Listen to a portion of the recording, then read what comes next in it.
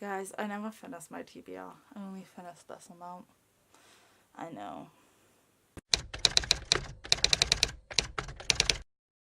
Hello strangers, I'm Ravenna and this is my wrap up for the Booktubeathon. So I will just be going through all the books that I read for the Booktubeathon this year and what I thought about them.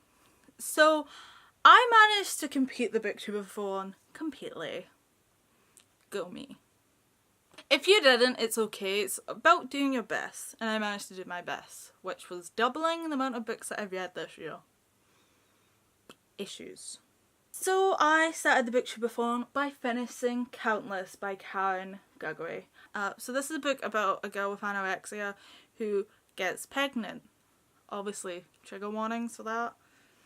Like eating disorders and stuff. I really liked this book and I thought it was like a really good portrayal of like mental illness and how sometimes you can have all the reason in the world to overcome your mental illness or disorder and it's not enough and you need help.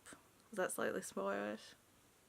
There's no magical cures. I don't know, I really like this book. Obviously this counted for like a few challenges within the Booktubeathon. Person on the cover and about somebody who's different from me because I don't have an eating disorder and nor did I get pregnant in my teens or ever. And she also has like a complicated home life as well. So like a lot about relationships and just how far reaching things can have. There's kind of a romance in here but it's not overly heavily done. If it was kind of realistic to the situation, I could buy it. Ooh, like I really love this book and I would definitely recommend it. I'm going to write like a proper review where I can like say stuff because like I'm hesitant to say stuff on the fire because like I don't want to spoil this. It's really good. So the second book I finished reading was Spot the Difference by Juno Dawson. Person and somebody who is very different from me in personality. I have wrote a review in this book. I read this as the outdoor challenge and it filmed part of me reading it outside. I ended up reading this outside in the dark to get it finished, so I could have a backup if I never managed to do the reading in a day challenge, which I didn't get to do. So I really dislike this book and I've did a review talking about why I dislike this book. Kind of the main reasons, like the main character Avery is just really unlikable and no. I wrote a review going into why I really dislike this book. I guess one of the main reasons is it's kind of like some of the language used is really ableist and I just like it is like only it's like 85 pages but the story feels like it would need to be in a longer work to like explore it because like Avery is like meant to have this life lesson and I just don't feel she has that lesson. I don't feel like she learns anything from the experience. I feel like no. Avery basically has like major acne and then there's a magical cure where her really painful acne goes away and she joins the A-listers, abandoning her friends. The A-listers also bullied her mercilessly, so let's be friends with them. I don't understand that in writing. Like, do people really want to be friends with the people who bullied them? Even if they're cool, like why do you want to be friends with like jocks? I will never understand humans. To spice it up a little, I read Lost at Sea by Bryan and obviously Person on the cover. This is Bryan's first graphic novel, but he's famous for the Scott Pilgrim series, which you can see here.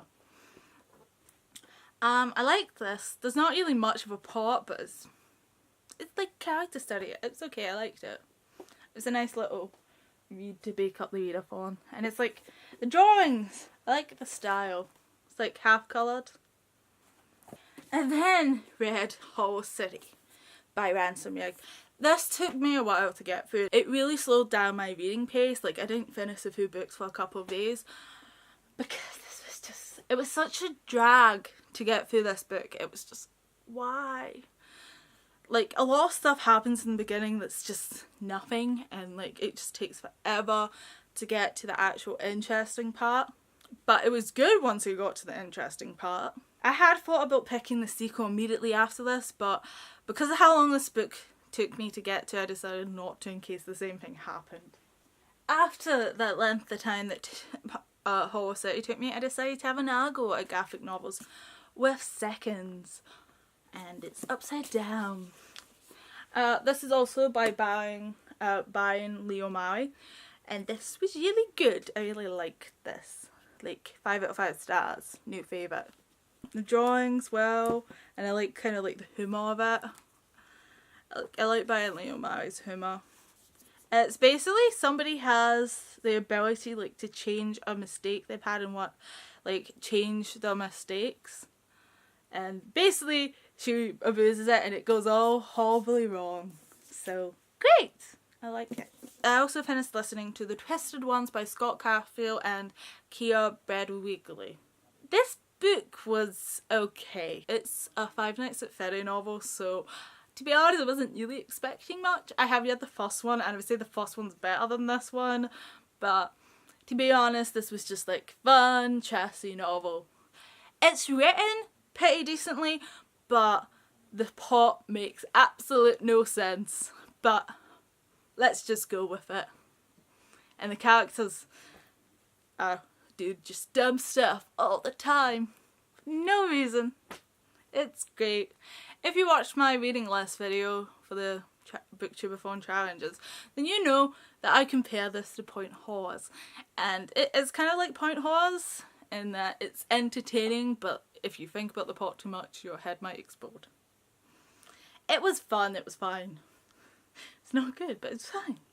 I then finished the Booktubeathon by reading Eden Summer by Liz Flanagan. This was really good. You could definitely read this in the day, so if you need like a short book for a readathon, like consider this. And also this book takes place in actual 24 hours. It's like there's flashbacks involved, but in a little epilogue in the future, but 24 hours, people. Shiny, shiny, shiny rain, rain, rain, rain. This book deals with a lot, like hate crime and death of a sibling and like the grieving process. Basically it's about two best friends really, where bad things happen to both of them and then one of them goes missing. And we're in the point of view of the other best friend desperately trying to find the other one, and they only have like a day to do it.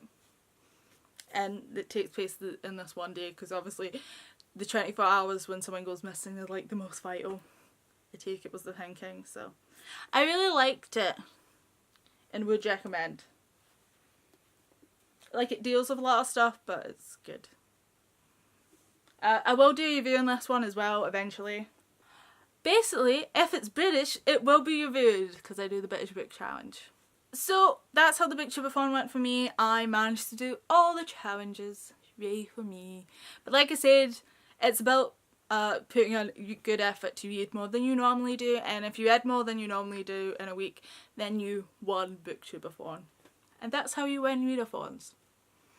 So comment down below how well you did, or whatever. Comment down something randomly. I just like comments. Except the scam ones. I've been getting a lot of weird scam comments lately. I'm thinking about making a video on it. It might be slightly entertaining. Who knows? So I will see you weirdos next readathon, which will be tomorrow. Farewell. I don't want to hold those books.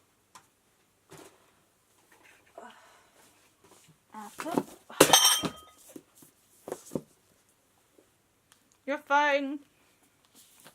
This is why I hate like stocking books. Well, it's not my TBR, but it was still pretty good.